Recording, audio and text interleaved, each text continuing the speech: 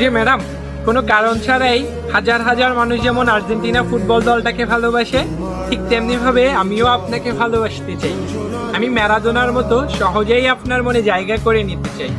আমি হয়তো পাওলো দিবালার মতো সকলের ক্রাশ না, কিন্তু সার্জিও এগোরোর মতো আমি কখনোই আপনার জীবন থেকে হারিয়ে যাব না।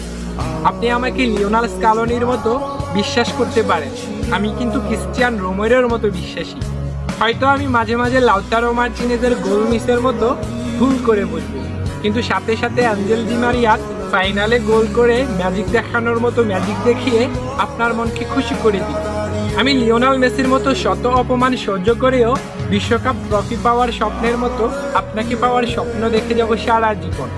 আমি ম্যাকালিস্টারের মতো আপনার সব রাগ সহ্য করে নিব। জুলিয়ান আলভারেজের মতো আপনার হৃদয়ে আমি সহজেই জায়গা করে নিব। আমি রদ্রিগো দি পলের মতো আপনার বডিগার্ড হয়ে সবসময় আপনার পাশে থাকবো। আপনার মন খারাপ হলে আমি এমিলিয়ানো মার্টিনেজের মতো নেচে আপনার মন ভালো করে নিব। আপনাকে নিয়ে কেউ বাজে কথা বললে আমি ওতামেন্ডির মতো সাথে সাথে প্রতিশোধ নিব। আমি হয়তো অ্যাঞ্জো ফের্নান্দেসের মতো অনেক বেশি কিউট না, আবার লিসান্দ্রো পেরাদেসের মতো অনেক হ্যান্ডসামও না।